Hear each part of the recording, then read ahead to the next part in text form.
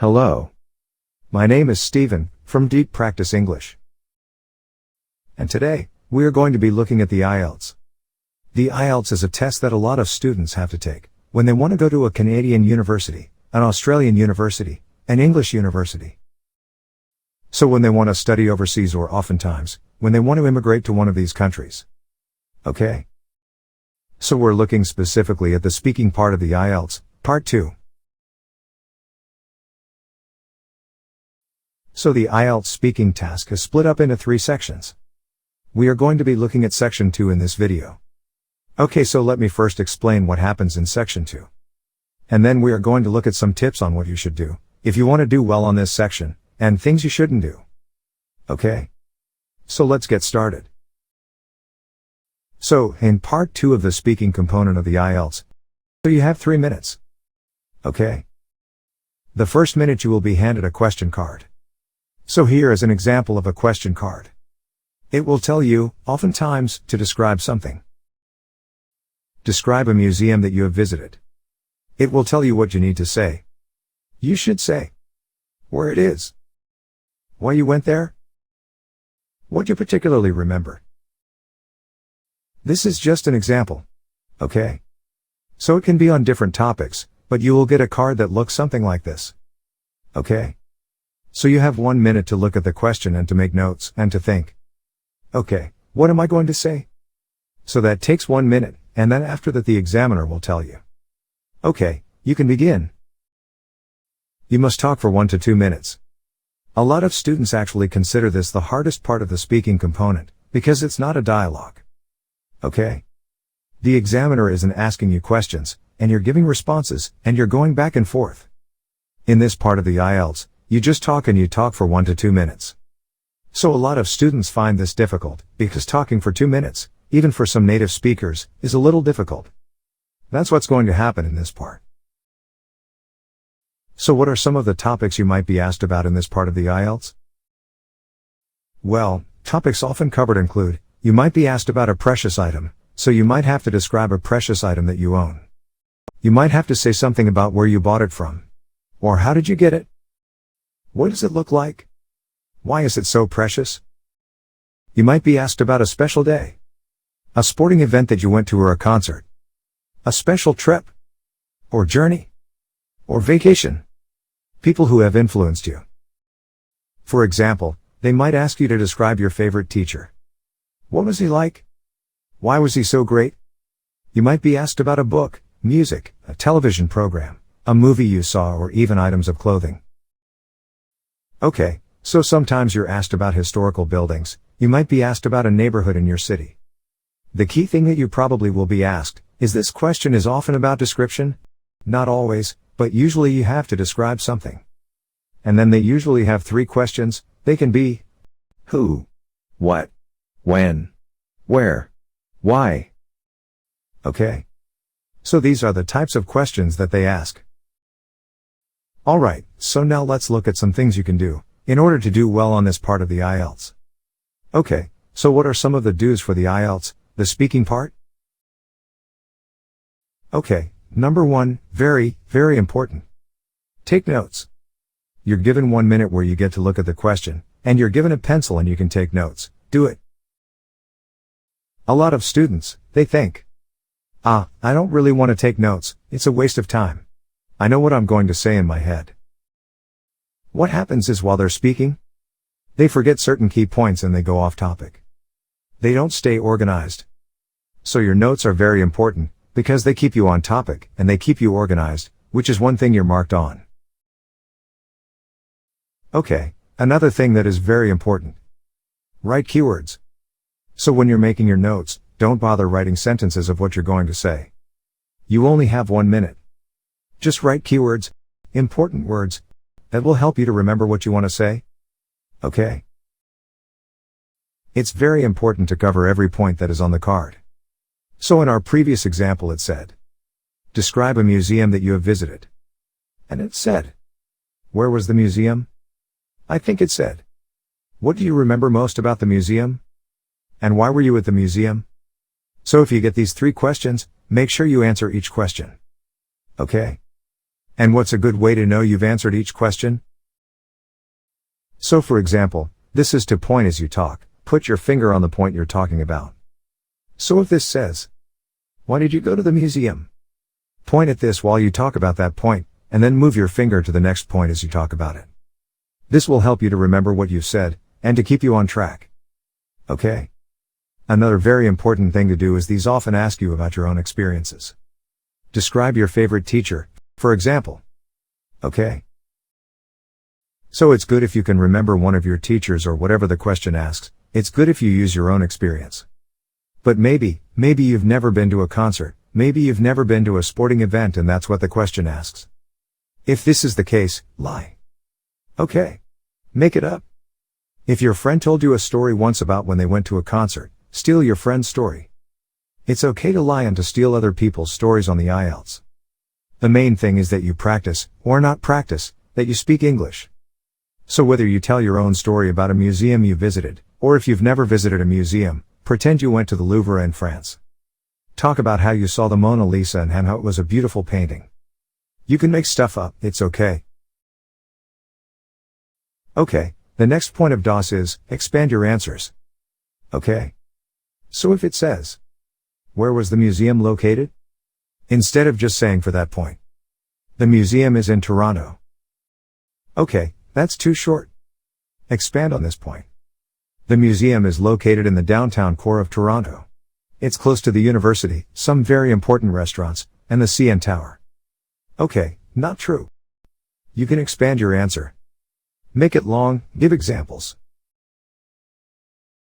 Okay, another thing that is a good idea. Because these questions are often about describing. It's good to use your senses, meaning when you have to describe something. Imagine it in your mind, and if you run out of things to say, think about your senses. What did it look like? What did it smell like? What did it sound like? For some of these, maybe you didn't taste them, like a building, but you get the idea.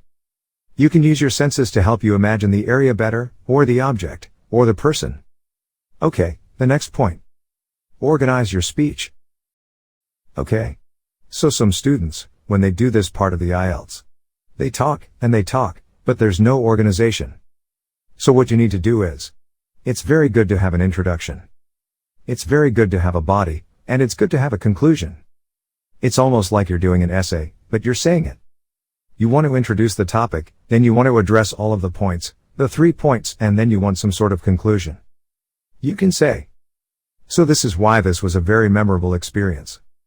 To sum up, my trip to Holland was a fantastic experience. I'll never forget. Okay. So you want a conclusion as well.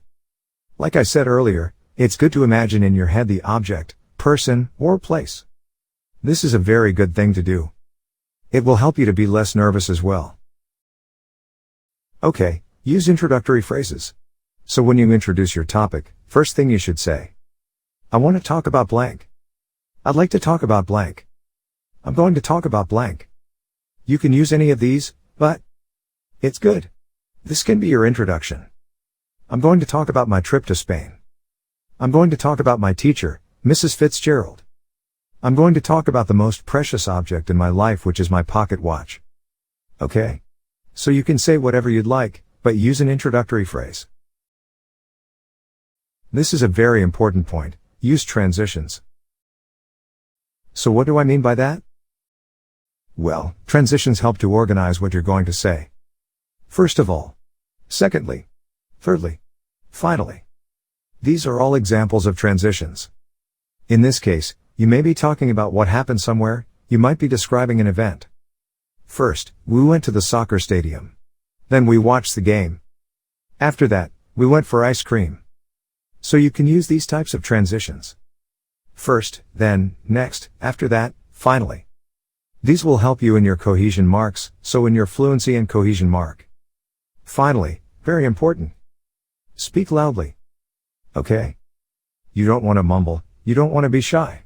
You want to be confident. So be confident, make eye contact when you talk, speak loudly. These are all important tips. Another thing, practice. Okay. Practice talking for 2 minutes. You might have to build up to this. For some people, talking for long periods of time is very difficult. So maybe speaking English for 1 minute, is really difficult for you. Start with 30 seconds, then move that to 1 minute, then a minute and a half, then 2 minutes. But you must practice speaking for 2 minutes. One thing that a lot of people do is they think, oh, okay, I need to speak for 1 to 2 minutes in this part of the IELTS. That's true, but the closer you get to 2 minutes the better. So if you're at 1 minute, that's a little bit of a short answer. Ideally, you want to be able to talk for 2 minutes. Okay? And also, don't rush with what you're going to say. Speak nice and at a good rate, so not too fast, not too slow. Okay, one other thing I wanted to say about do, it's not on this list but, oftentimes you will be using the past tense. Okay? So for this part of the IELTS, the past tense is very important. Get used to talking about past experiences using the past tense. Okay, so now let's look at don'ts. So now I have a list of things you should not do. Okay, the first one, a lot of students want to do this, they want to memorize answers in advance. So they look up a whole bunch of different questions, and then they write down what they're going to say, and they spend so much time memorizing for each question. This is not a good idea because first of all, it's easy to tell when you've memorized something. It doesn't sound natural. You're going to lose marks if it sounds like you've memorized something. And there are just too many different questions they can ask. So don't memorize answers. That's not a good way to prepare. Instead, focus on expanding your vocabulary.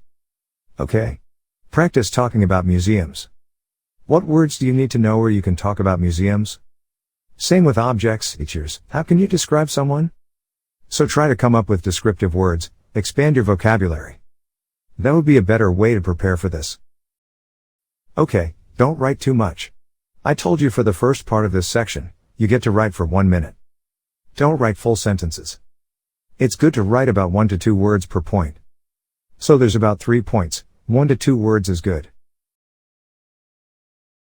Don't panic. Okay? A lot of students, as soon as they get to this part of the exam, they get really nervous and they panic, and their English just goes down. So don't panic. Use stress management techniques. Breathe. That's a good thing to do when you're nervous. Okay? Imagine you're in a nice green forest or on a nice beach. You can do these things, it will help you not to panic. It's also good before the IELTS. I find, before the speaking part if you can go on a walk. Walking actually calms your heart, it calms you down, it's a good thing to do. Don't focus too much on one point. So there are 3 things you have to address at least. Don't spend your whole time talking about the first thing. So for example, if you have to describe your favorite teacher, and the first question is, when did you have her as a teacher? Don't spend your whole time covering this point. Okay? Make sure you cover each point they ask you to. Don't use boring words. Okay? Remember, you're getting marked on vocabulary. You want to use interesting vocabulary. So for example, good, that's a boring word. Bad, again a boring word. Use something interesting like, my favorite teacher was really exciting. She was very enthusiastic. That's so much better than just saying, my favorite teacher was good. Okay? The museum I went to was bad. No, use something better. Don't give short answers meaning you have to talk for at least a minute, make sure you do this. It's better to even talk for close to 2 minutes. Make sure your answers aren't too short. So for example, I once went to the ROM, a museum in Canada. It was a good experience. The end. Too short. You need to expand your answer. Don't go off topic. So what do I mean by this? Well, if you have to describe the most precious item you have, don't start talking about education or technology. Unless it's relevant to what you're talking about, don't go off topic. Just talk about what they want you to talk about. Okay? This is actually a very important point. A lot of students tell me they really worry about their accents. They think, oh, I can't pronounce things very well. You know, I might mispronounce a word.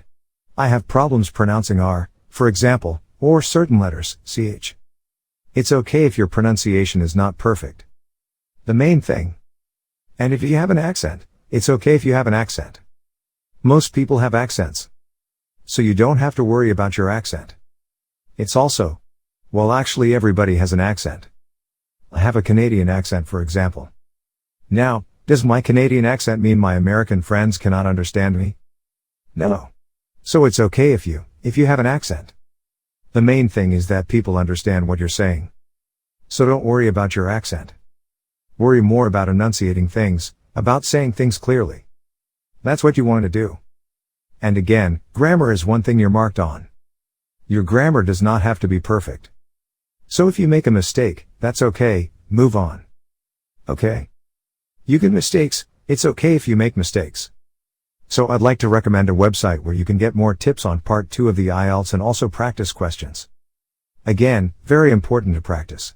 Practice with a timer. Make sure you're speaking for 2 minutes. And if you like the video and you want more videos, just subscribe, like, and comment. Thank you for watching and see you in the next video.